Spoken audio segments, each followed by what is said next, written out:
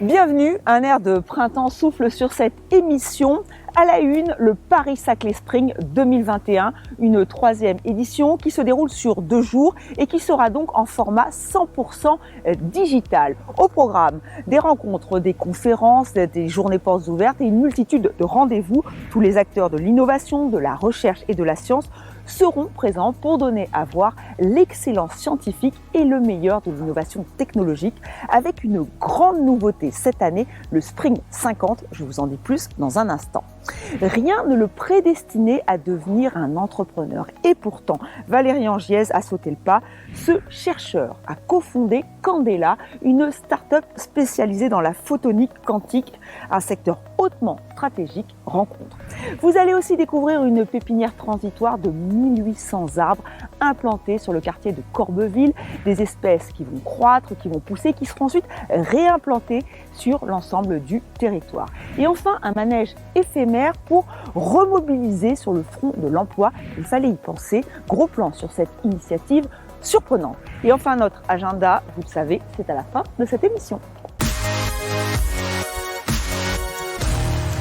C'est l'événement du printemps, le Paris-Saclay Spring revient, une troisième édition riche en rencontres, un format 100% digital, 2 jours pour découvrir ou redécouvrir l'excellence scientifique et le meilleur de l'innovation technologique de votre territoire. Et je vous le disais, la grande nouveauté cette année, c'est le Spring 50. 50 startups vont être mises à l'honneur.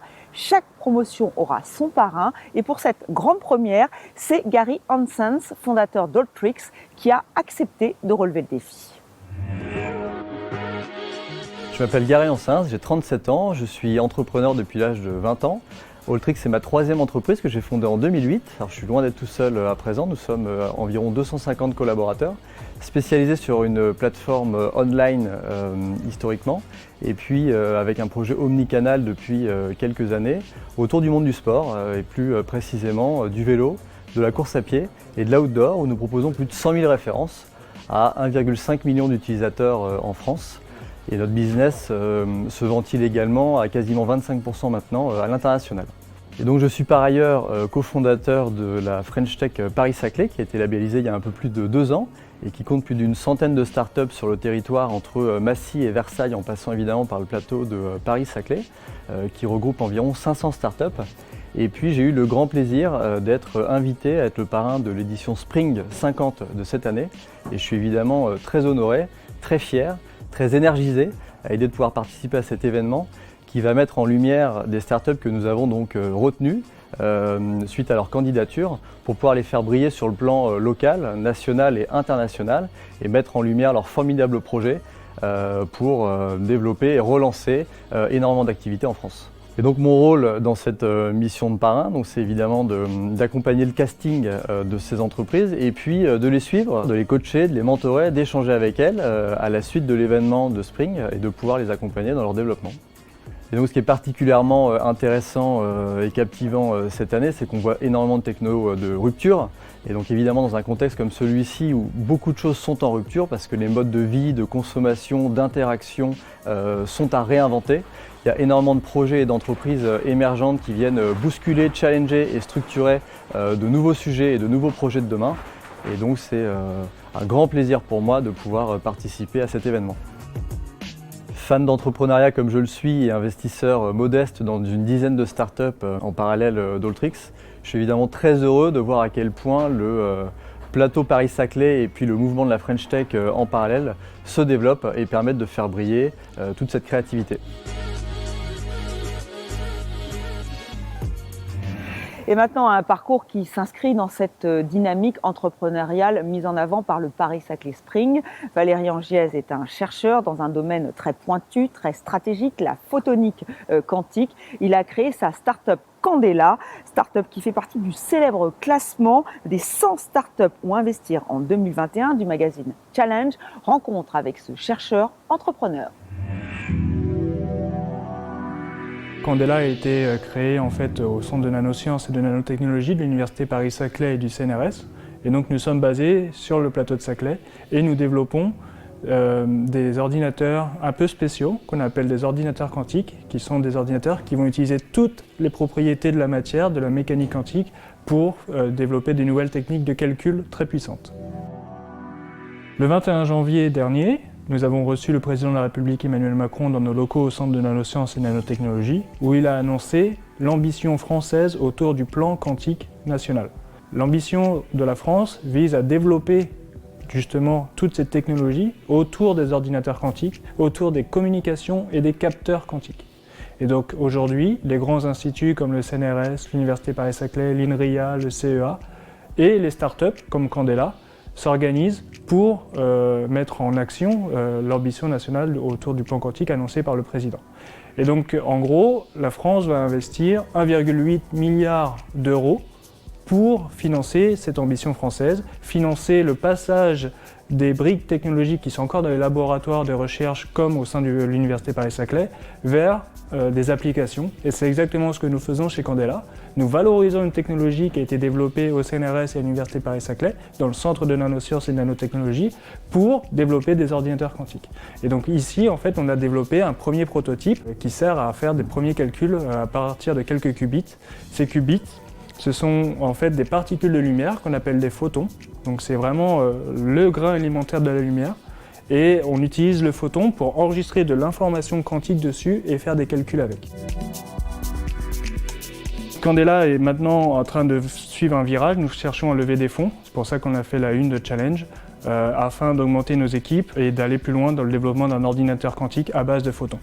Notre ambition, c'est de sortir un ordinateur utile avec plusieurs dizaines de qubits d'ici 3 à 4 ans et de le mettre sur le marché en version cloud ou directement chez les clients.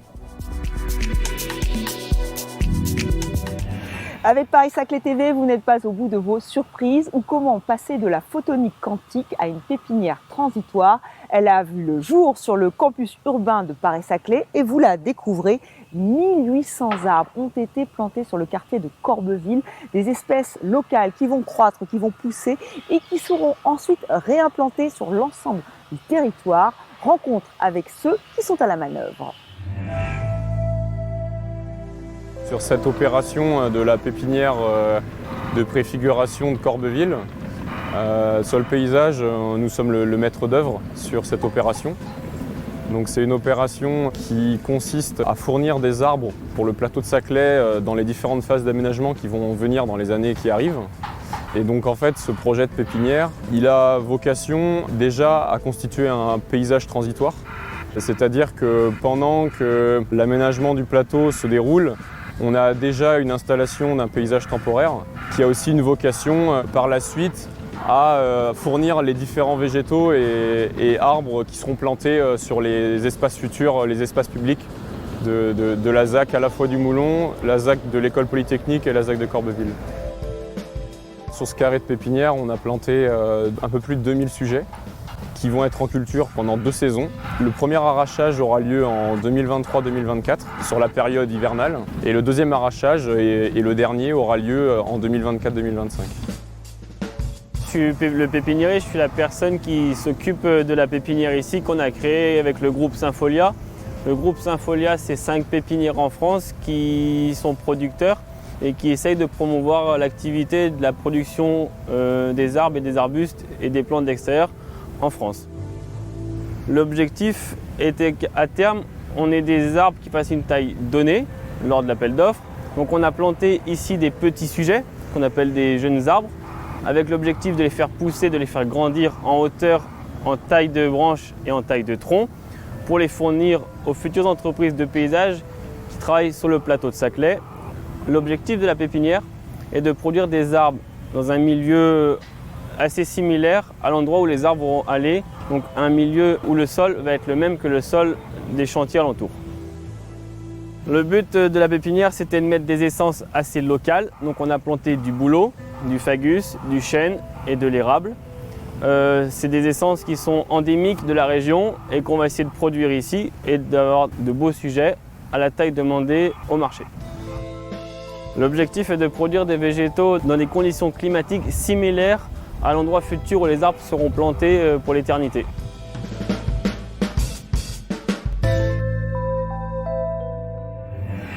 manège écologique et éphémère pour retrouver un emploi, une initiative surprenante. Elle a été lancée entre autres par la Maison de l'Emploi, de l'Insertion et de la Formation Paris-Saclay. Objectif, remobiliser 8 demandeurs d'emploi. Ils vont créer ce manège éphémère que vous pourrez admirer au Festival des Guinguettes de l'Yvette les 5 et 6 juin prochains. Un manège écologique de sa fabrication à son fonctionnement, et comme sa structure est modulable, il pourra être réutilisé pour d'autres événements sur le territoire. Regardez.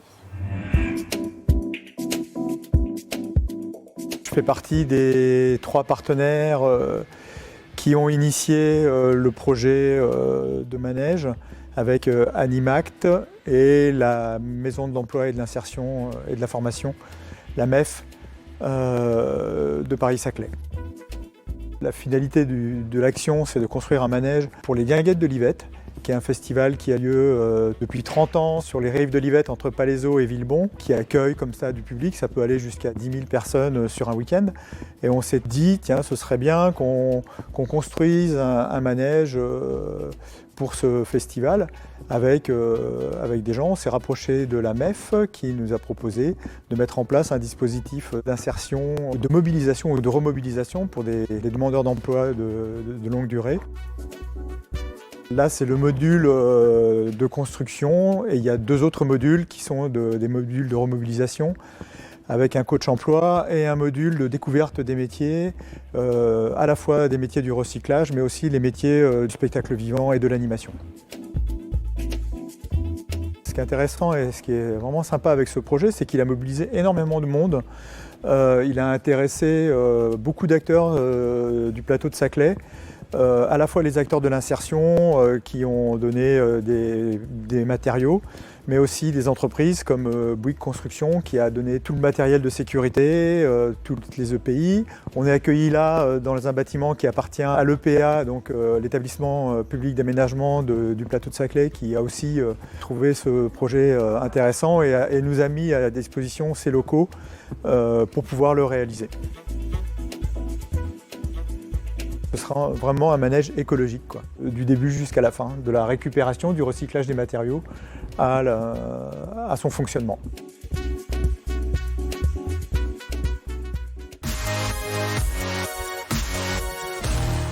Notre agenda à présent, vous l'aurez compris, l'événement incontournable de ce printemps, c'est le Paris-Saclay Spring, un événement qui se déroule sur 2 jours. Alors le 20 mai, il y aura un plateau télévisé qui va vous permettre de mieux comprendre comment le modèle de communauté d'innovation à Paris-Saclay a pu faire face à la crise et quel modèle il peut proposer dans le futur.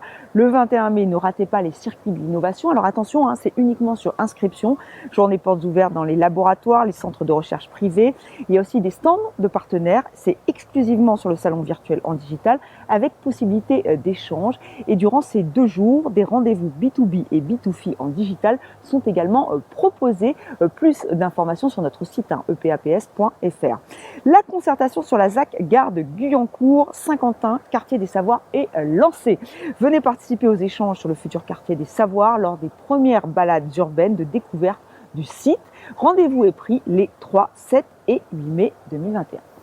2 autres rendez-vous à ne pas manquer, l'entrepreneur au cœur de son projet. Lors de cet atelier, vous découvrirez comment sécuriser votre projet en 4 questions. C'est le 7 mai en digital. Toutes les informations sont sur le site que vous voyez s'afficher au bas de l'écran. Vous êtes créateur, fabricant, artisan du territoire avec une pratique responsable. Faites découvrir vos réalisations lors de notre marché des créateurs. C'est jusqu'au 17 mai. Là aussi, plus d'informations sur le site qui s'affiche. Voilà, c'est déjà la fin de cette émission. Ne ratez surtout pas le Paris-Saclay Spring les 20 et 21 mai. Moi, je vous dis à très bientôt. Et d'ici là, restez informés sur notre site epaps.fr et prenez soin de vous. À très vite.